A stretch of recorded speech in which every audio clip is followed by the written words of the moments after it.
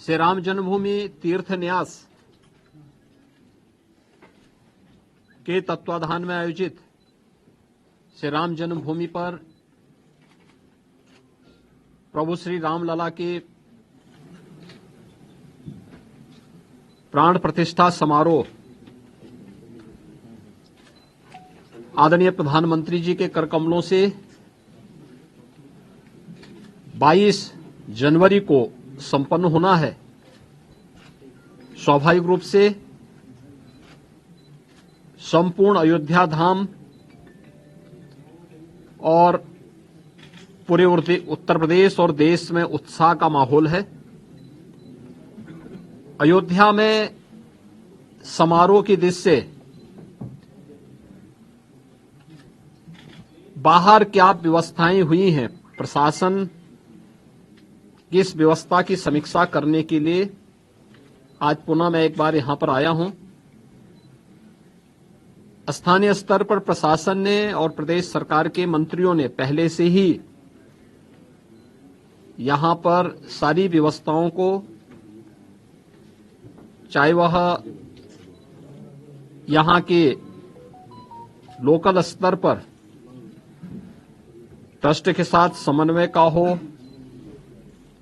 यहां के सुविधाओं का हो, ट्रैफिक का है, सुरक्षा का है और अन्य सभी प्रकार की व्यवस्था को बेहतर तालमेल से आगे बढ़ा करके 22 जनवरी के इस ऐतिहासिक पल के कार्यक्रम को पूरी भव्यता के साथ, पूरी दिव्यता के साथ, सुरक्षित और सुव्यवस्थित तरीके से संपन्न करने के लिए अपनी तैयारियां लगभग पूरी कर ली हैं। अंतिम चरणों में सारी कार्रवाई उनकी चल रही है और युद्ध स्तर पर इसे हम समयबद्ध तरीके से आगे बढ़ा देंगे। 22 के बाद भी श्री राम जन्मभूमि तीर्थ क्षेत्र न्यास के द्वारा प्रभु श्री रामलला के दर्शन करने के लिए जो भी कार्य योजना तैयार होगी, इसके अनुसार यहां पर स्थानीय स्तर पर राज्य सरकार पूरा सहयोग करके आने वाले श्रद्धालुओं को यहां पे पूरी श्रद्धा के साथ उन्हें दर्शन करने का अवसर प्राप्त होगा, यह व्यवस्था सुनिश्चित करने के लिए अपने स्तर पर पूरा सहयोग दे रही है। इसके लिए टेंट सिटी भी लगाई गई हैं, धर्मशालाओं को भी तैयार किया गया है, होटल्स भी यहां बने हुए हैं। लखनऊ, वाराणसी, प्रयागराज, गोरखपुर या अन्य शहरों से यहां के आने के लिए एक बेहतर ग्रीन कॉरिडोर की व्यवस्था भी दी गई है, जिससे कहीं भी किसी को कोई दिक्कत न हो।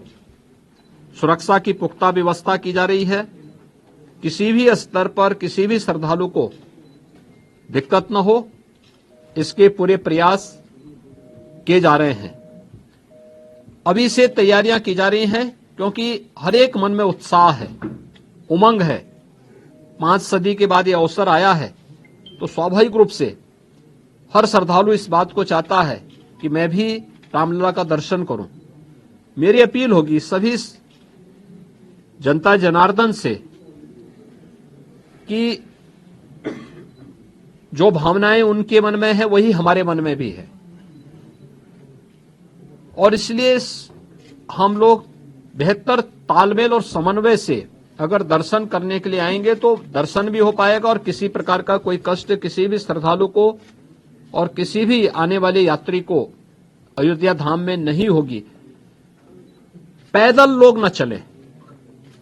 हम लोग देख रहे हैं बहुत सारी जगह से लोग पैदल चले आ रहे हैं, वे पैदल न करें। भीषण शीतलहरी चल रही है।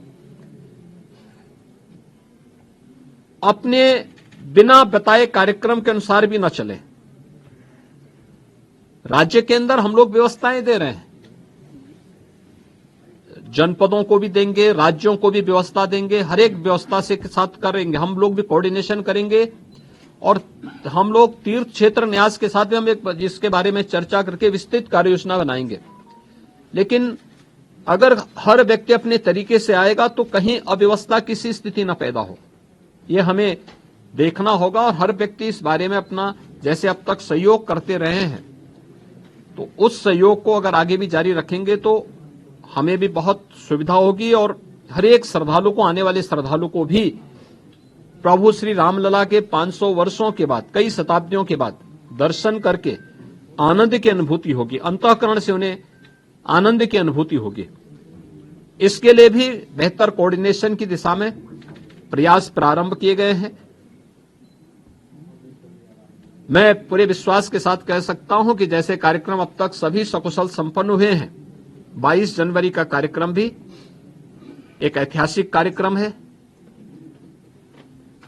भारत के विश्वास और लोक आस्था की पुनर्प्रतिष्ठा का, भारत के गौरव की पुनर्प्रतिष्ठा का कार्यक्रम है। इस कार्यक्रम को हम लोग जनता जनार्दन और सभी आम जनमानस के सहयोग से, पूज्य संतों के आशीर्वाद से, रामलला की कृपा से सकुशल संपन्न करने में सफल होंगे।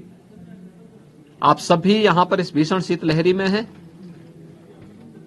मैं आप सबको भी हृदय से धन्यवाद देता हूं कि अयोध्या की पल पल की घटनाओं को, पल पल की खबरों को आप देश तक पहुंचा रहे हैं और इस अपील को भी पहुंचाएंगे कि बिना प्रोग्राम के और बिना किसी उसके अगर लोग थोड़ा सा धैर्य रख करके अपनी बारी का इंतजार करने के साथ यहां के लिए कार्यक्रम के अनुसार आएंगे तो किसी को भी असुविधा नहीं होगी। इस प्रकार की व्यवस्थाएं यहां पर की जा रही हैं और प्रदेश सरकार, स्थानीय प्रशासन इसमें भरपूर सहयोग करेगा।